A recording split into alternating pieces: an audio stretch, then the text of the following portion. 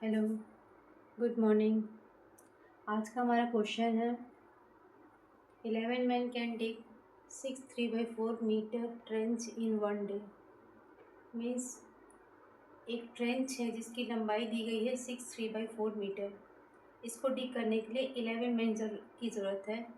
तो in how how many man should be employed for digging 27 metre long trench. मतलब यदि हम लोगों को 27 मीटर लंबा ट्रेंच खुदाई करना है तो उसके लिए कितने मैन की ज़रूरत पड़ेगी।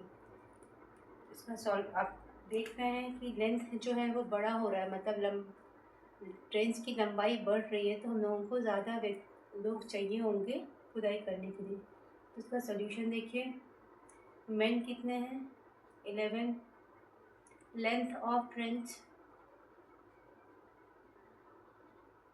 ये आपको मीटर में दिया गया है, ये कितना है 6 3/4, मतलब 6 × 4 = 27/4 मीटर का लंबाई है ट्रेंच की।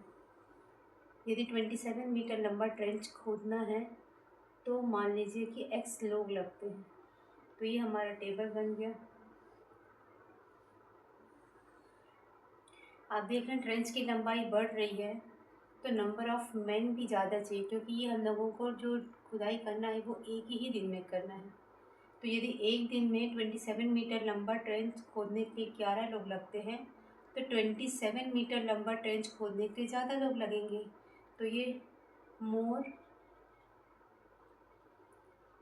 Length of trench means more men are required. Therefore, variation is direct. Direct में क्या होता है x1/y1 = x2/y2। ये आपका x1 है, ये y1 है, ये x2 है, ये y2 है।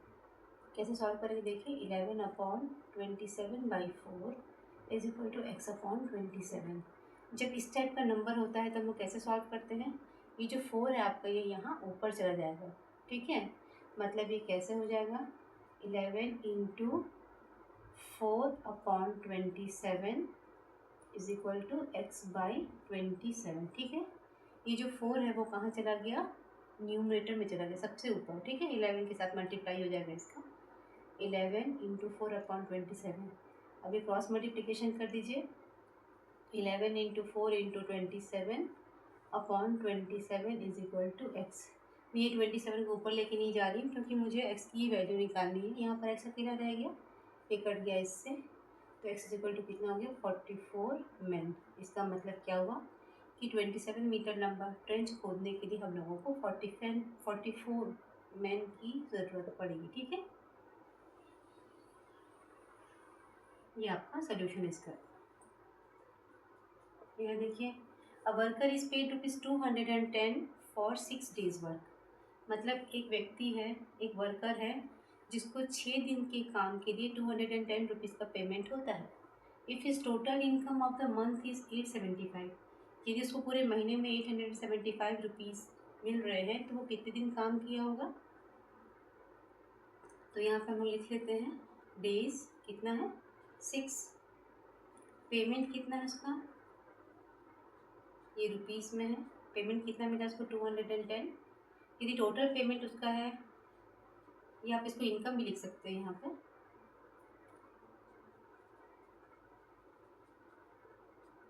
सिक्स डेज में ₹210 मिल रहा है उसको, तो एक्स डेज में मान लीजिए ₹875 मिलता है, ठीक है। नंबर ऑफ डेज हम लोग कितना एज्यूम कर लिए कि एक्स है।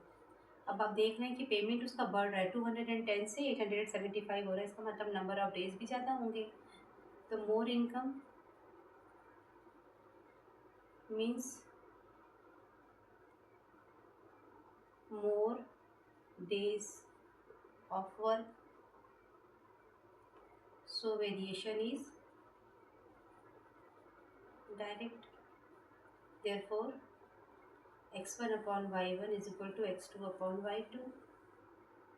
इसका मतलब क्या हुआ, ये x1 है, ये y1 है, ये x2 है, ये y2 है। तो 6/210 is equal to x upon 875। इसको फर्दर सॉल्व करेंगे तो कितना हो जाएगा, 6 into 875 upon 210 is equal to x। आप 6 से काट सकते हैं इसको, 6 3 जा 18, 6 5 जा 30, 5 7 जा 35, 5 1 जा 5, 5 7 जा 35 और 5 5 जा 25, 7 2 जा 14, 7 5 जा 35। तो कितना हो गया ये, x इक्वल टू 25 डेज। मतलब उसने कितना दिन काम किया है, 875 रुपीज़ जब उसका इनकम हुआ है तो वो 25 डेज़ का काम किया होगा। ठीक है, उसका नंबर ऑफ डेज़ कितने वर्क के, 25 डेज़। ठीक है, क्लियर हुआ। तो इस प्रकार से हम लोग डायरेक्ट वेरिएशन का क्वेश्चन सॉल्व करते हैं। हम लोग देखते हैं कि जो भी आपको चीज़ें दी गई हैं, जैसे यहाँ पेमेंट और डेज़ के बारे में बताया गया है, यहाँ पे मैन और ट्रेंच का लेंथ के बारे में बताया गया है, तो हम लोग को देखना है कि उनमें क्या रिलेशन है।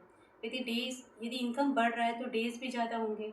ठीक है, तो ये डायरेक्ट वेरिएशन है। यदि लेंथ ऑफ ट्रेंच ज़्यादा बड़ा हो रहा है तो नंबर ऑफ मैन भी ज़्यादा एम्प्लॉयड रहेंगे। तो ये हम लोगों को पता चलता है इस प्रकार से कि वो क्वेश्चन किसका है, डायरेक्ट वेरिएशन का है। ठीक है, ये है हमारा अगला question. If 52 man can do a piece of work in 35 days. मतलब क्या हुआ इसका कि मैन कितने हैं, 52 है, डेज कितना लग रहा है, 35 डेज।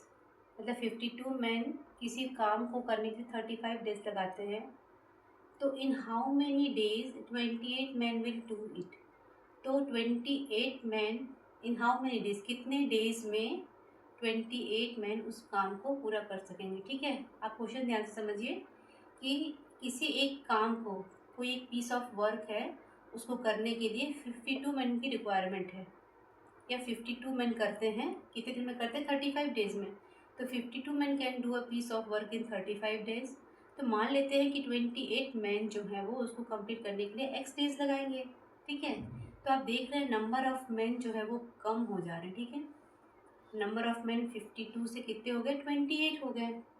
तो किसी भी एक काम को करने के लिए यदि 52 मैन जो है वो 35 डेज लगा रहे हैं, तो नेचुरली 28 मैन जो है वो मोर डेज लगाएंगे।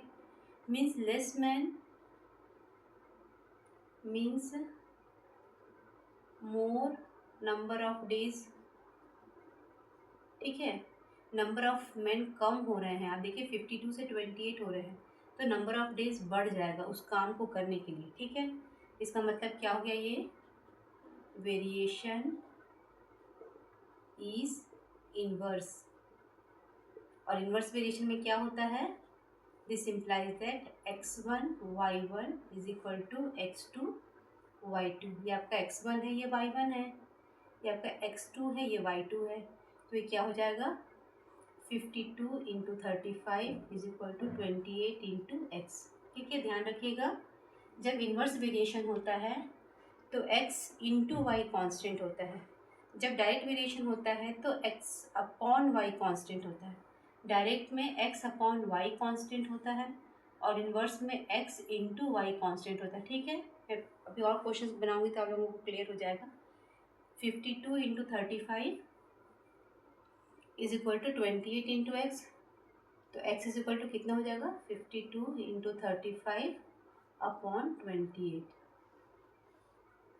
7 4 जा 28, 7 5 जा 35, 4 1 जा 4, 4 3 जा 12, 13 5 जा कितना हो जाता है, 65।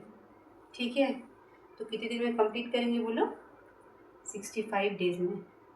ठीक है, आपका आंसर कितना हो गया, 65 डेज। मीन्स यदि 28 मैन है तो उस काम को करने के लिए कितना दिन लगाएंगे, 65 डेज लगाएंगे। ठीक है, ये हमारा आंसर हो गया। ठीक है।